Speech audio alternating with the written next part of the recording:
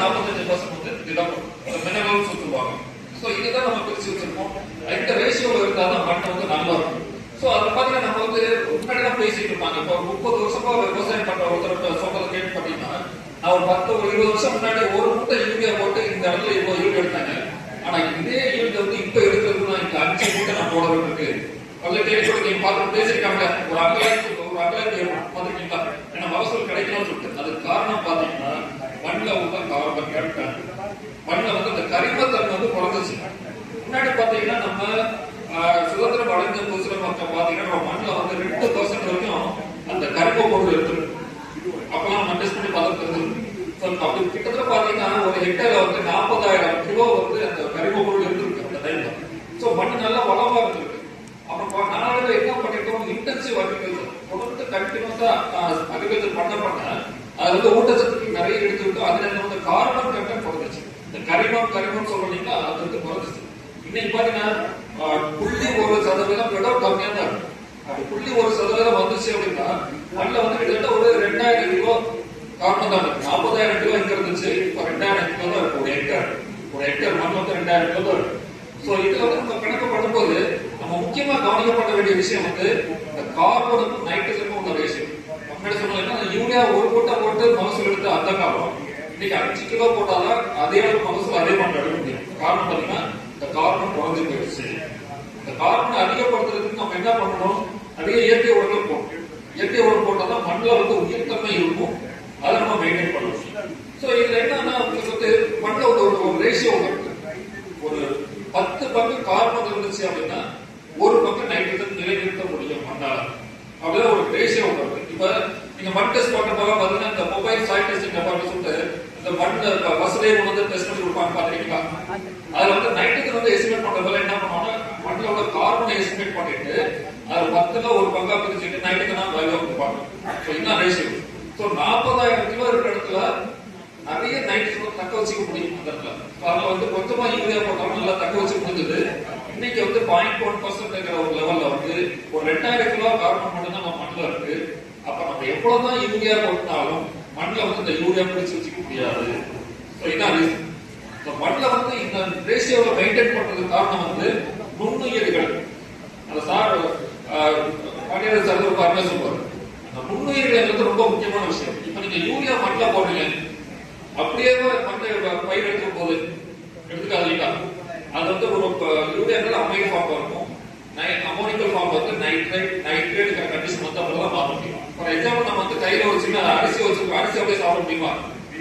அரிசி வந்து சாதமா வேக வச்சு நல்லா பண்ணதுக்கு அப்புறம் தான் சாப்பிட முடியுது. அதே மாதிரிதான் நுண்ணுயிர்கள் மண்ணில் இல்லாம நம்ம என்னதான் உரம் போட்டாலும் பயிருக்கு எடுக்கக்கூடிய வகையில இருக்காது. சோ அப்ப வந்து நுண்ணுயிர்கள் வளர்க்கறது எதுங்க? அதுக்கு தேவையான உணவு வந்து கார்பன் தான். இந்த கார்பனும் ஈரப்பதமும் கரெக்டா அந்த கார்பனோட மெயின்டைன் பண்ணாதான் அதுல உள்ள நுண்ணுயிர்கள் வந்து நல்லா அதிகமா தக்க வச்சுக்க முடியும். அப்ப அந்த நுண்ணுயிர்கள் நல்ல செயற்பாடுகள் ஏற்பட்டாதான் நம்ம கொடுக்கக்கூடிய உரங்கள் வந்து கரெக்டான விதத்துல வந்து பயிருக்கு கிடைக்கக்கூடிய இடத்துல மாறும். இதுதான் ரொம்ப முக்கியமா நான் இன்னைக்கு வலியுறுத்தப்படுது. அதுக்கப்புறம் பாத்தீங்கன்னா இன்னைக்கு வந்து கார்பன் ட்ரேடிங் நிறைய பேசுறாங்க. அதாவது வணிக ரீதியா வந்து கார்பனை வந்து விற்கிறது வாங்குறது இந்த மாதிரி ஒரு கண்டிஷனா போயிடுச்சு. ஒன்றும் இல்லை, இப்ப நம்ம இந்த உலகத்துல செய்யக்கூடிய எல்லா விஷயங்களும் கார்பனை வந்து ரிலீஸ் பண்ணும். கரியமில வாயு சொல்லுவாங்க கார்பன் டை ஆக்சைடு. அந்த கார்பன் டை ஆக்சைடு நிறைய ரிலீஸ் பண்ணிருக்கோம். நம்ம மூச்சு விட்டால் என்ன வருது, வெளியே உள்ள காத்துல என்ன இருக்கு, கார்பன் டை ஆக்சைடு. அது வந்து எல்லாமே சேர்த்து நம்ம விவசாயம் பண்றதுல நிறைய உரங்கள் அப்ளை பண்றோம், நிறைய குப்பை போடுறோம். ஆர்கானிக் கார்பன் வந்து நிறைய வந்து கார்பன் டை ஆக்சைடு வெளியே ரிலீஸ் ஆகிட்டு இருக்கு. அது போயிட்டு மேல போயிட்டு என்ன மீட்டேஜ் பண்ணலாம் இல்லைங்களா, அது வருஷம் ஓட்ட போட்டு நம்ம பெரிய பாதிப்பு ஏற்படுது. நம்ம சுற்றுச்சூழல் வந்து நல்ல பாதிப்பு ஏற்படுது. அது எப்படி கண்ட்ரோல் பண்றது? நம்ம வெளியிடுற கார்பன் தான் நம்ம வந்து கார்பன் ஃபுட் பிரிண்ட் சொல்றோம்.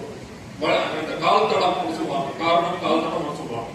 நம்ம எவ்வளவு குவான்டிட்டி நம்ம ரிலீஸ் பண்ணி விடுறோமோ அந்த அளவுக்கு வந்து நம்ம பெருசா பாதிப்பு ஏற்படும். அது எந்த நம்ம குறைக்கணுங்கிறத நம்ம பார்த்துக்கணும். நம்ம எவ்வளவு குறைக்கிறோமோ அதுக்கான கிரெடிட்ஸ் நமக்கு கிடைக்கும். அதான் நீங்க வந்து பேச போறாங்க. நம்ம கிரெடிட் கார்டை யூஸ் பண்றப்ப நீங்க ஒரு 1000 ரூபாய் கிரெடிட் கார்டுல செலவழிச்சீங்கன்னா உங்களுக்கு கிரெடிட் கார்டு ஆட் ஆக முடியாது, அதை ரிடக்ஷன் பண்ணிக்கலாம். அதே மாதிரிதான் நீங்க ரிலீஸ் பண்ற கார்பன் டை ஆக்சைடு ரிலீஸ் பண்ணிட்டீங்கன்னா உங்களுக்கு ஒரு சில கிரெடிட் ஆட் ஆகும். அது உங்களுக்கு வந்து நீங்க ஒரு ton carbon dioxide release ஆகிறத தடுத்துட்டீங்க அப்படின்னா உங்களுக்கு ஒரு பாயிண்ட் கிடைச்சிடும். அது வந்து மற்றவங்க யார் அதிகமா பயன்படுத்தாலும் அவங்ககிட்ட வித்து நம்ம கான்செப்ட் தான் நம்ம இன்னைக்கு அக்ரிகல்ச்சர்ல பேசணும். ஸோ இது சம்பந்தமான நிகழ்ச்சி தான் உங்களுக்கு வந்து ஒரு ட்ரைனிங் ப்ரோக்ராமா நடத்த போறாங்க. ஸோ இந்த விஷயத்துல வரும்போது நம்ம மண்ணோட வளத்தை வந்து கண்டிப்பா வந்து பாதுகாக்க முடியும். அப்புறம் வந்து நேச்சுரல் ஃபார்மிங் அப்படிங்கிறது நிறைய பேசிட்டு இருக்கோம். இயற்கை பண்ணையம், அப்புறம் வந்து ஆர்கானிக் ஃபார்மிங், அங்கக பண்ணையம், இதெல்லாம் நிறைய பண்ணிட்டு இருக்கோம். நான் வந்து வாழை ஆராய்ச்சியிலிருந்து வந்துட்டனால ஒரு சின்ன விஷயத்த சொல்லிடுறேன். இயற்கை பண்ணையத்துல என்ன சொல்றோம், தார் வந்து அறுவடை பண்ணப்பட்டு இல்ல இந்த பொருள் நம்ம சாப்பிடக்கூடிய பொருள் அறுவடை பண்ணதுக்கு அப்புறம் அதுல இருந்து கிடைக்கக்கூடிய அந்த கழிவுகள் எப்படி என்ன பண்ணுவீங்க, நார்மலா மக்க வச்சு அப்படி திருப்பி அதுல உழுதுருக்கும். சோ அந்த மாதிரி பண்றப்ப திருப்பி உரங்கள் கொடுத்த தேவையில்லை அப்படின்னு சொல்லி ஒரு கண்டிஷன் பேசுறாங்க. அப்ப நம்ம வாழையை பொறுத்தவரை நீங்க எந்த மாதிரி வாழை சாகுபடி பண்றீங்க, கொஞ்சம் கை தூக்க முடியுமா? வாழை சாகுபடி பண்றவங்க நிறைய பேர் இருக்கீங்க. ஓகே. சோ வாழை வந்து தார் வெட்டுறோம் இல்லைங்களா? நம்ம ஃபார் எக்ஸாம்பிள் ஒரு மரத்துக்கு வந்து 100 கிராம் யூரியா கொடுத்தோம் அப்படின்னா, தலைச்சத்தை கொடுத்தோம் அப்படின்னா, தார் வெட்டுறதப்ப உங்களுக்கு வந்து ஒரு 30 கிராம் வந்து தார் வழியா வெளியே போயிடும். மிச்சம் 70% வந்து இலை, தலை, காம்பு, அந்த வேஸ்ட் மெட்டீரியல் இருக்கும். இதே வந்து பாஸ்பரஸ் 100 கிராம் சூப்பர் பாஸ்பரஸ்